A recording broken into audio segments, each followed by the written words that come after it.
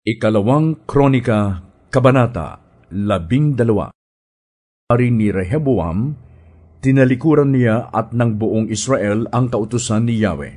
Subalit ng ikalimang taon ng paghahari ni Rehoboam, sapagkat hindi sila naging tapat kay Yahweh, sinalakay ni Shishak, hari ng Ehipto, ang Jerusalem.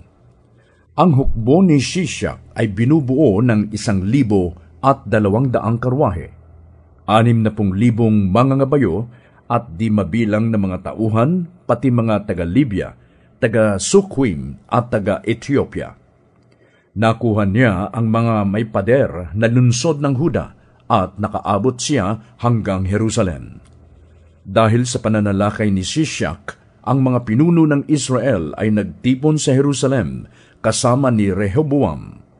Dumating naman ang propetang si Simayas at sinabi sa kanila, "Ganito ang ipinapasabi ni Yahweh, pinabayaan ninyo ako, kaya pinabayaan ko rin kayong mahulog sa kamay ni Shishak."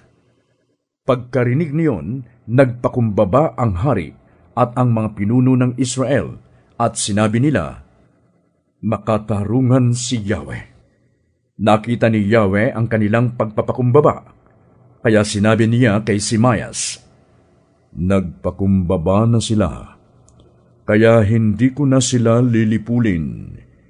Ililigtas ko sila sa lubos na kapahamakan, at hindi ko na ibubuhos ang aking galit sa Jerusalem sa pamamagitan ni Shishak.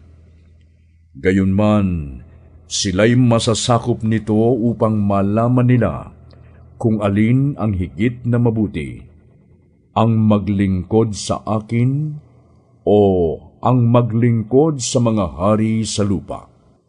Sinalakay ni Haring Shishak ng Ehipto ang lungsod ng Jerusalem at sinamsam ang mga kayamanan sa templo ni Yahweh at sa palasyo ng hari.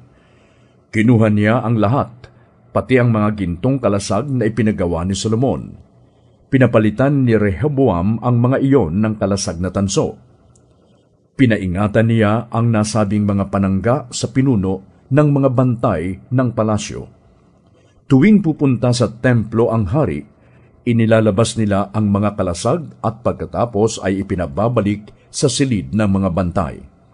Sapagkat nagpakumbaba si Rehoboam, hindi ganap na ibinuhos ng Diyos ang galit nito sa kanya.